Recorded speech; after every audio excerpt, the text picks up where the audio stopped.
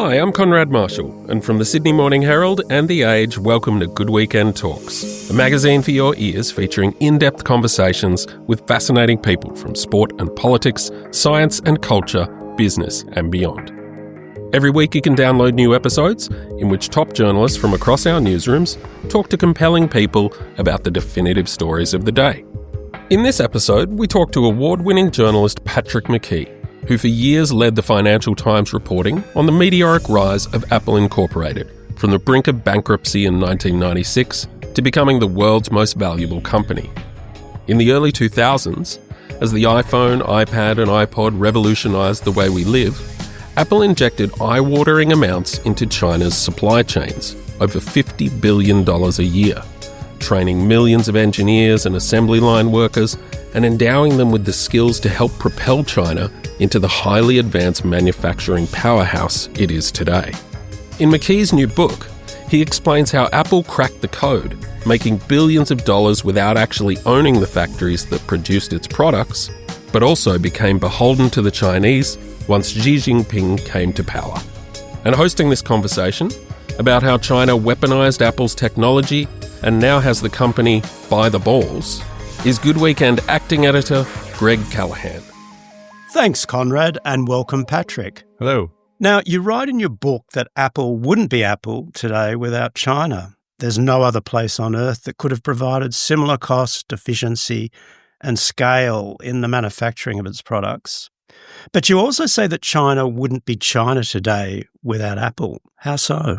Yeah, so this is the biggest untold story in tech in the 21st century, I think, which is that when Apple moves to China in the early 2000s, it is not lured at all by technical competence in the country. It comes up with spectacular designs in California, and in order to actually execute that, especially at the scale that it eventually needs, once the iPod mini, the iPod nano go into the millions, certainly once the iPhone goes into the tens and then the hundreds of millions per year, it sends by the plane load America's best engineers, people coming out of Caltech, MIT, Stanford, to train the Chinese how to do all of this. And the numbers and investments are stunning. I'll just give you one. The number of people Apple has trained in the supply chain is 28 million since 2008. That is more than the labor force of California. Correct me if I'm wrong. I believe that's more than the population of Australia. It is. That's a staggering figure, 28 million. Yeah. On any given year, they have 3 million people working for Apple, indirectly, of course, because they don't they orchestrate the production of the products rather than they build them themselves. But the orchestration that they do is just phenomenally obsessive and maniacal. So, I'll jump around in time a little bit here, but in the early 2000s, when they're building this out in China, they're sort of figuring out how to manufacture without owning any of the factories. And you might say, well, that's just outsourcing. That's normal. It's not normal. They're not just saying, here's a blueprint of what we need. Let us know when it's ready. They are inventing the processes, the components. Think of something like multi-touch. Multi-touch as it exists on the smartphone does not exist until Apple invents it. But there's inventing it in a lab and there's inventing it in the millions at scale. And neither of those things exists. So for China to be able to do that, Apple begins sending its engineers to create those competencies in China. So it's an astonishing story. And in a sense, my thesis sounds ludicrous until I give you the numbers, which is that Apple has had more of an impact on China than the Marshall Plan had on Europe after World War II. It truly is astonishing. Now, in 1999, none of Apple's products were in fact made in mainland China, but within 10 years, by 2009, virtually all were. And profits for Apple went into the stratosphere. It was an amazing ascent. And, for a company particularly that was, as you say in your book, was on the brink of bankruptcy in 1996. So in that short period, it became the richest company in the world, thanks to sales of iPhone and iPad. What did China actually offer that no other country could? So China had policies tailor-made for the electronics industry. So they created something called bonded zones in places like Shenzhen, which is just across the harbor from Hong Kong. In the 1980s, just after Mao has died, Shenzhen isn't really a city. It's a series of fishing villages. Today, it's a city of more than 7 million people, so twice the size of New York City. just basically a city of skyscrapers. And so how that gets changed is that by being a bonded zone, they are open to foreign investment in a way that the rest of the country was not. You could import things without any sort of tax. And there were just a whole bunch of policies that encouraged investment. I mean, the people I spoke to at Foxconn who described this said, people in the West will never understand just how easy it is to go build something in a place like Shenzhen. The government will provide you the labor that's coming from, the western part of the country where people are leaving in the literal hundreds of millions, backbreaking agricultural jobs to go work 12-hour days at the factories. You can get free land. You can get free cutting-edge machinery. I mean, there's a certain sense, and I go into the book about this a little bit, that China almost invents a new form of capitalism where instead of just having dynamism on the private side, you have dynamism on the public side. So local cadres in the political system are incentivized to build factories and get growth in their particular region. And so you have one region vying off another. And so, when people talk about bureaucracy in China, they're thinking maybe that it's a negative force, but you have a certain form of bureaucracy in China that acts more like a venture capitalist, the kind that purchases a stake in your company, sits on the board, and looks for new revenue. So China, it's funny. I don't know if the story is going to be translated into Mandarin. I mean, there's all sorts of things about the country being an authoritarian surveillance state that they won't like. But I also give credit to China for basically playing its long-term interests off the short-term corporate interests of Apple and becoming the absolute manufacturing electronics powerhouse that they are today.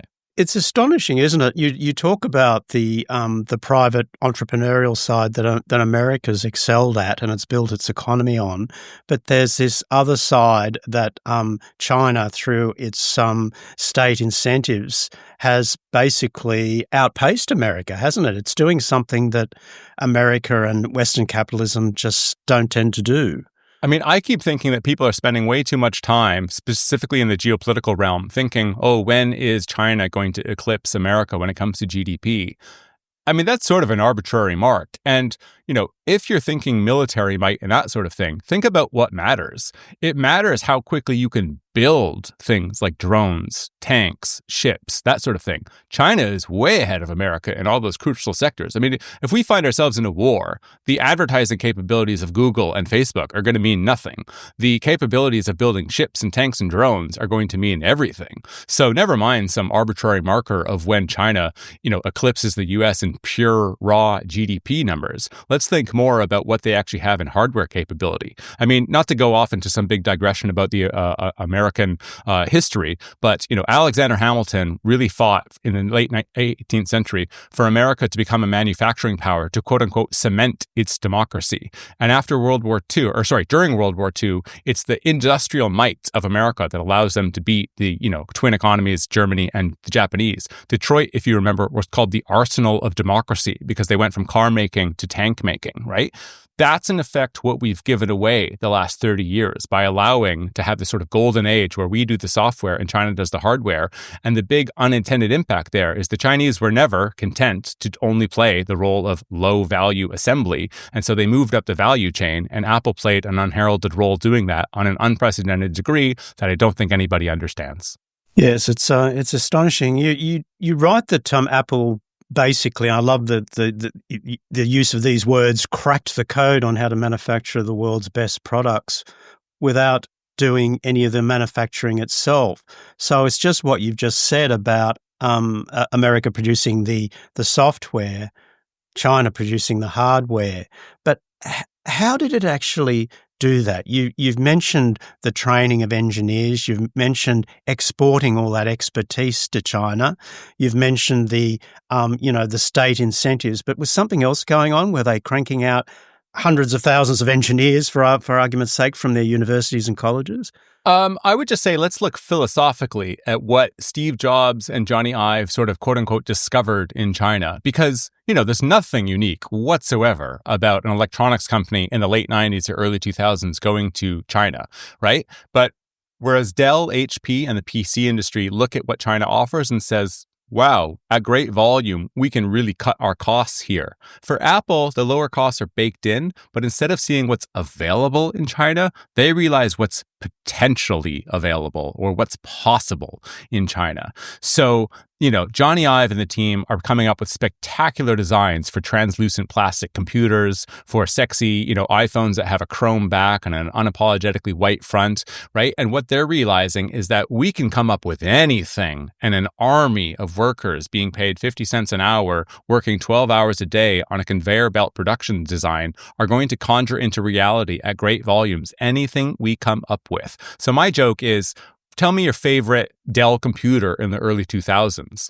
I mean, good luck even remembering one. They weren't focused on design. But tell me your favorite Apple computer, and we could probably spend the rest of the podcast just discussing all the cool designs that they did. But the only way those cool designs came into reality was that China was investing massively in supply chains, in infrastructure, in ports, but particularly they were learning from Apple how to do this stuff from, like, what one engineer called to me, the Ivy League equivalent of hardware engineering. China itself, in terms of its manufacturing emergence, has been truly astonishing. But what is the next step for them? You just mentioned how Apple have this amazing expertise, matched by none in terms of design and the actual selling of the products. But does China present a threat in that regard now as well, now that it's moving so swiftly into the high-tech realm? Massive threat. Easiest place you can see this is in electric vehicles, where the cars coming out of China now are frankly far better than certainly the German EVs, certainly the Ford and General Motors EVs. Maybe they're not touching Tesla, but they're more numerous and they're at a lower cost. Now, interestingly, they're also at a higher cost, right? There's a portfolio of cars here. So the days that, Chinese companies just imitate and then undercut on price, they're over. I mean, that still exists, but you've got EVs coming out of China that are more expensive than Teslas, and people are buying them. Now, they're not available in America because even before Trump came along, Biden slapped 100% tariffs on them. Okay, but think of why you're having to slap tariffs on Chinese products. It's because they're doing something that we haven't seen in 20 years. Not that we were seeing it 20 years ago, but we haven't seen this at all in the sort of engagement of China being in the WTO, where they're actually beating us on quality and offering higher prices. They're not just beating us on low cost competitiveness. So that's the EV sector. The phone sector, which is obviously what my book is more about, it's fascinating. In 2014, Johnny Ive, the chief designer of basically every Apple product you can think of, talked about the brazen theft of Xiaomi phones that were basically mimicking the iPhone. And he said, it's not right and I don't like it. By 2018, the Chinese handset makers weren't just mimicking Apple, they were truly matching them in both quality of design and in manufacturing. And in 2019, Huawei, Apple's the sort of national champion of China and Apple's biggest rival, they really penetrate the luxury sector. And on a volume basis worldwide, they outsell the iPhone. So that's a massive deal. Different narrative as to why Huawei doesn't make it for the next 4 years. It's because Trump kneecaps them by not allowing them to have 5G technology. So we can come back to that if we need to. But Huawei is now back with a vengeance and really outselling them in China. So, Apple earnings just came out. I suppose this is being released a little bit afterwards. But today, Apple earnings came out and China was the only region where Apple revenue is declining. And it's because Xiaomi, Oppo, Vivo, they're now producing, frankly, better phones and at sometimes lower prices, sometimes higher prices than Apple. And I think Apple really is stuck and is facing a wave of competition. But of course, the irony is the competition is based on all the things that Apple taught them the last 20 years. J.D. Vance, not so long ago, referred to the Chinese advantage in terms of having these millions of peasants working in factories. But even that's not true anymore, as patronising as that statement was. Correct. It's not true because they've moved heavily into robotics. So they're not as dependent, am I right, in low-cost labour as they used to be? It's one of those like yes and answers or but and or either or where the answers are both true. So China still has hundreds of millions of people. I mean, we just forget how big of a country this is. There are still hundreds of millions of people living an impoverished lifestyle and still going out to cities like Shenzhen and Zhengzhou to work these jobs. So, I mean, everything that can be automated in the Apple supply chain absolutely is automated. But there are still hundreds of thousands of workers who are doing temporary work for Apple where, they're only coming to the factory to take these jobs when there's a new iPhone. And so, I have some documents that are a little bit dated. But in March, Apple only requires about 900,000 workers through its supply chain. And by September, they need 1.7 million. So when people think, if we could just get over the density of population problem, we could have iPhones built in America or someplace else. What they're missing is that it's not just the density of population, it's the dynamism of that population. It's the fact that an entire Western city's worth of people, 500,000 people in Boston, are willing to relocate for a few months at a time to assemble iPhones and then go someplace else. We just have nothing like that. It's not going to change anytime soon. Even if it could, we wouldn't want that to change because that's not what anybody really wants to do with their life.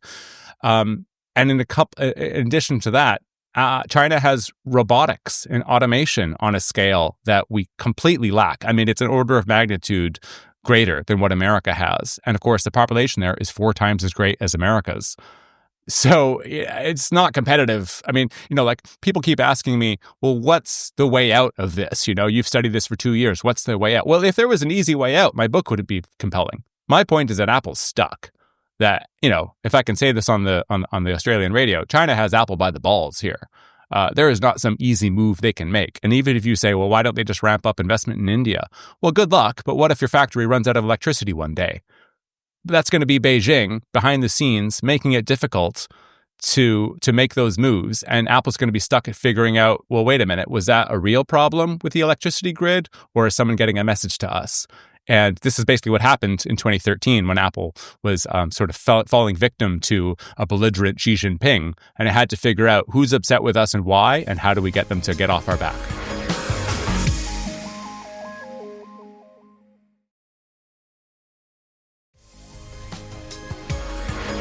Now, your book provides a great historical trajectory and shows exactly how Apple made so much money, particularly, after about 2010. But they received a really big wake-up call in March 2013, just one day after Xi Jinping was inaugurated.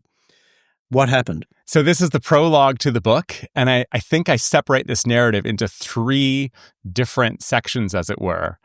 And I guess if I'm trying to give you the sort of quick and dirty version, there's a bit of a detour in my narrative that even when I was writing it, it was just so colorful I couldn't avoid it. And yet it ended up sort of solving a mystery for me, which is why did Xi Jinping get angry with Apple? Okay, so what we have to understand is that Apple did not expect to sell iPhones in China, right? It wanted to make them there. It didn't see there being a big market. And for obvious reasons. I mean, Steve Ballmer thought the iPhone was too expensive in America. So why would people in a developing country buy them en masse?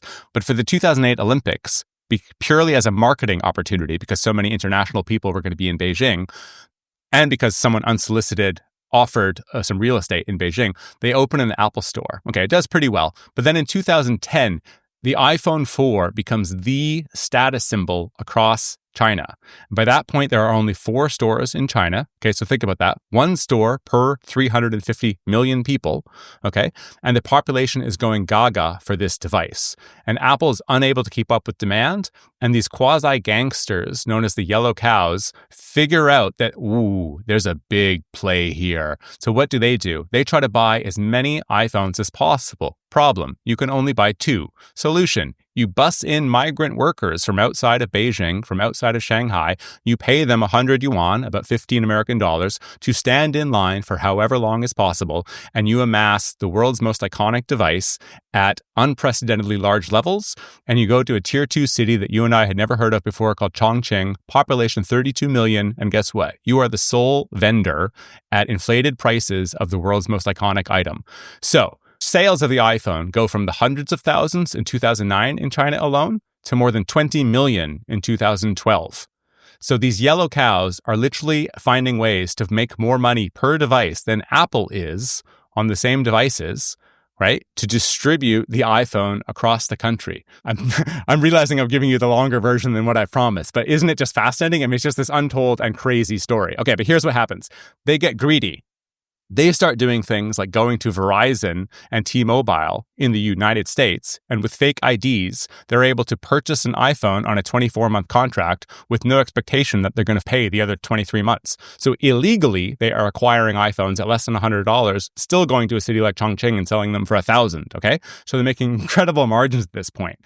The problem with those phones is they are carrier locked. They will only work in the United States for T-Mobile or Verizon. So the yellow cows, because there's lots of money at stake here, find ways to zap the processor. Okay, so they're deliberately breaking the phone, but in the process, they are masking the CPU details about where this phone has been sold. So then, instead of big lines going into the Apple store to purchase the phone, you've got the same lineups, but they're at the Genius Bar to return the phone.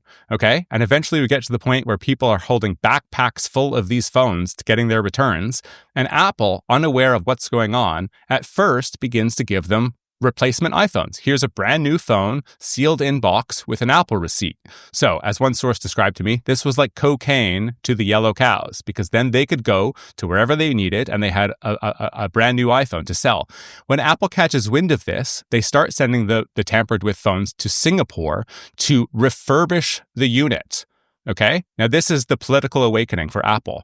March 15th, 2013, the morning after Xi Jinping comes into office, Apple gets attacked by Chinese media for refurbishing broken phones instead of replacing them, because globally, they replace phones. In China, they're refurbishing them with parts. And the reasons they're going into that has never been disclosed, but they're doing it because they're being scammed, right? At massive, unprecedented rates. So Apple, of course, had to make this policy change. But what happens is they're accused of having these different warranties. Apple tries to clarify and says that's not really the case. And, a bunch of coordinated state-backed media posts go after Apple, the most famous of which is the People's Daily. Let's just call it the Sydney Morning Herald of Australia, of China, okay? And they attack Apple for quote-unquote unprecedented arrogance. Tim Cook has to post a letter in Chinese on Apple's China website apologizing to consumers, and he tweaks the return policy to give Chinese brand new phones in this instance, okay, instead of refurbishing. So the scam gets accelerated. This is like pouring fuel on a fire. So you get to the point where people are actually stealing phones just to go return them en masse. And Apple is having a massive problem where not only are the yellow cows still doing this grift, but they're also taking the phones apart, replacing the expensive components with look-alike parts that don't actually work, and they're selling the innards of the parts, think like memory chips and so forth, batteries, and they're making money on that as well. So the yellow cows are making loads of money, and Apple has all these political problems, and basically they have this like realization where they're saying, oh shit, we don't have anybody senior in China. We're in way over our heads. We don't understand the culture. We don't understand the politics. We're having all these problems. And once Xi Jinping attacks them through the People's Daily, through the Consumer Day episode, Apple goes from feeling untouchable to feeling its products will be blacklisted in a matter of weeks.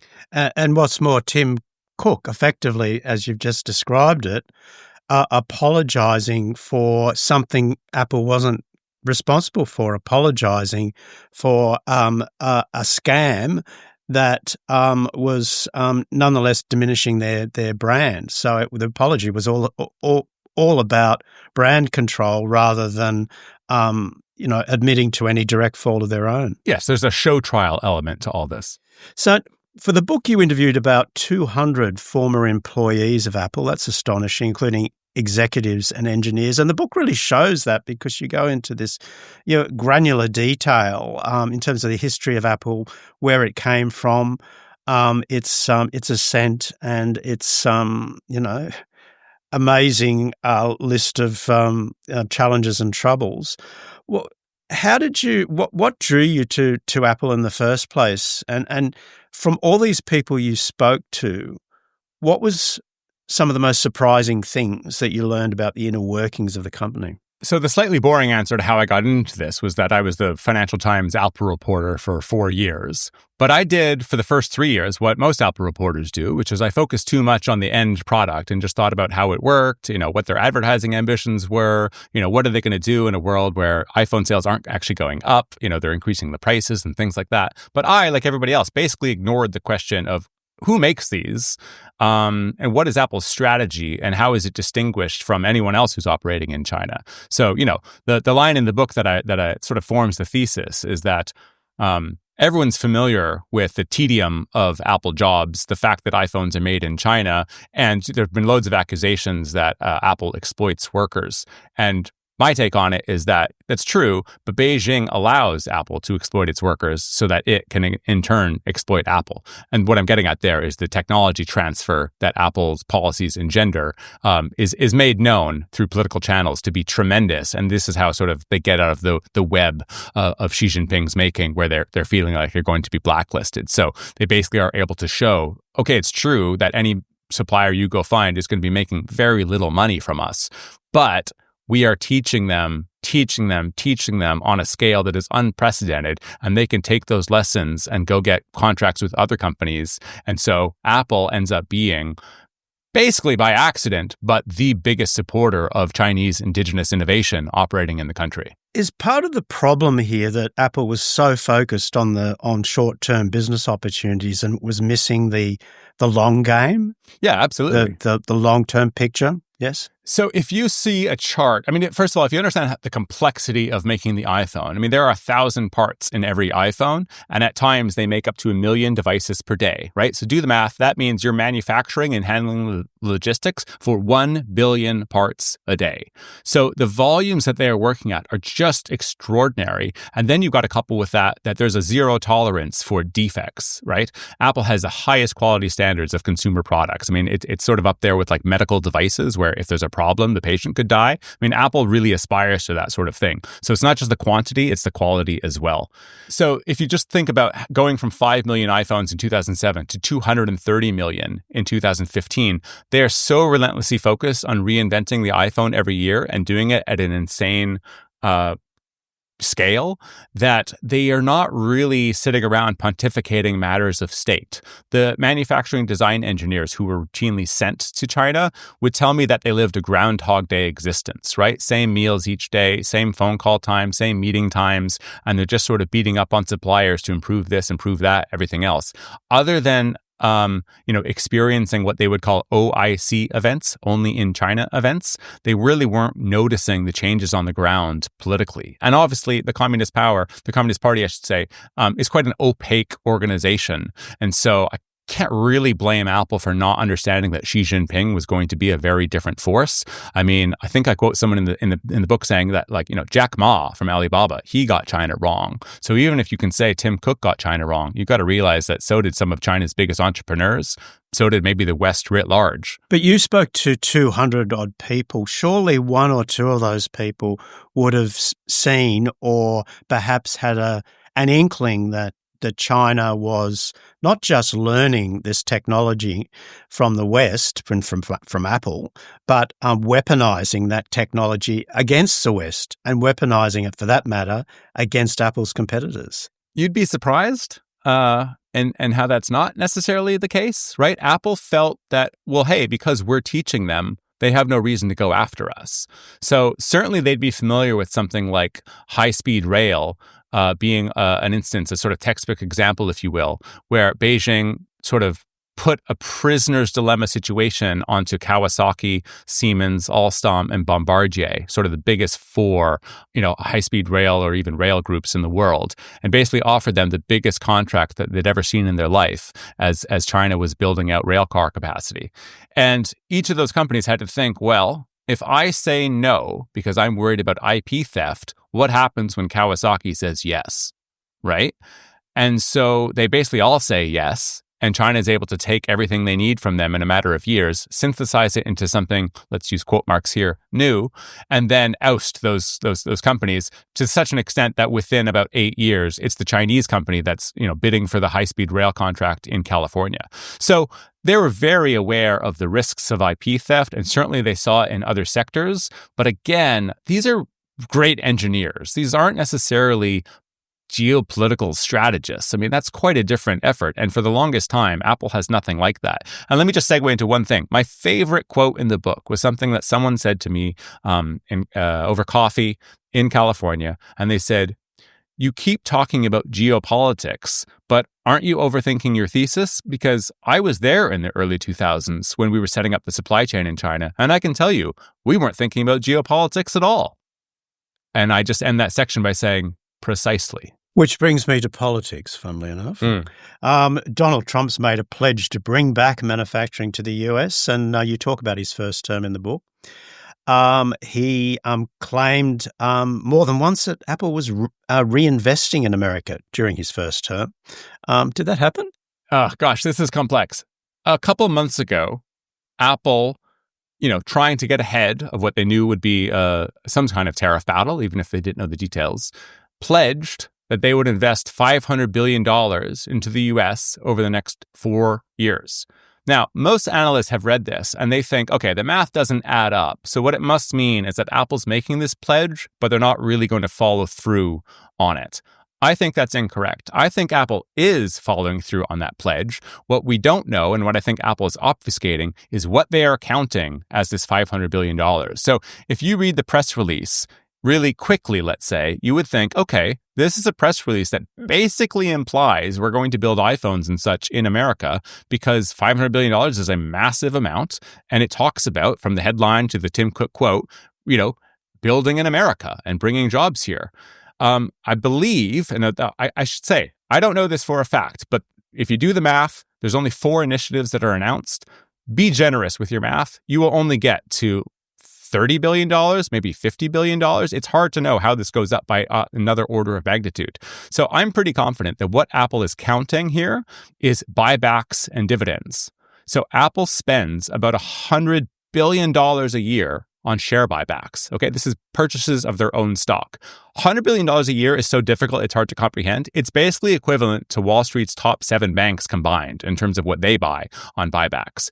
Now, this is just money that goes to Apple shareholders. This has literally nothing to do with reshoring or building in America or whatever. So if they are indeed counting that, that alone would account for some 400 to 450 billion of the 500 billion. And then I think the other 50 billion is about building things like data servers for AI, some new facilities for training, this, that, and the other thing.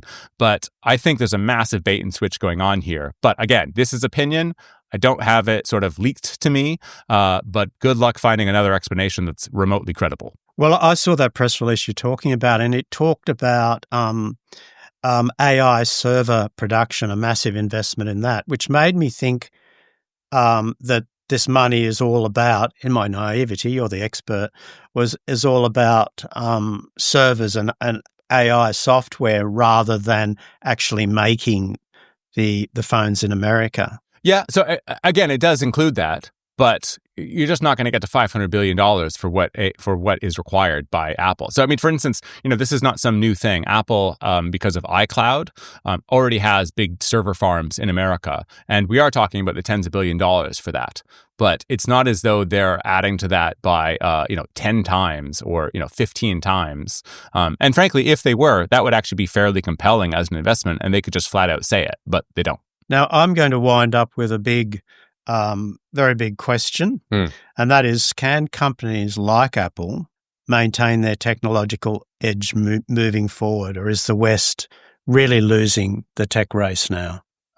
So let me give, I guess, 2 answers, an Apple answer and then a wider answer. So the Apple answer is Apple still has all the technical expertise in order to make its phones. It knows what to do. The problem is there's no place on the planet to actually execute on those plans. So if for some reason China decided to, cancel Apple's export license, right, or just close its factories, I mean, honestly, there is no plan B. It is astonishing that a company that built the world's most sophisticated supply chain made the calamitous and rookie mistake of concentrating all its eggs in one basket. I mean, just crazy.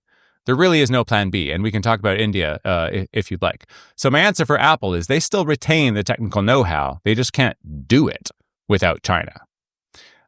More broadly, yeah, I mean, we're absolutely losing out on how to actually make this stuff. And the EVs are the best example that even before Trump, we've got 100% tariffs on EVs. I mean, you only do that if you realize that if there are no tariffs, GM, Ford, probably even Tesla, are all going to have their lunch taken away by an onslaught of Chinese EV makers.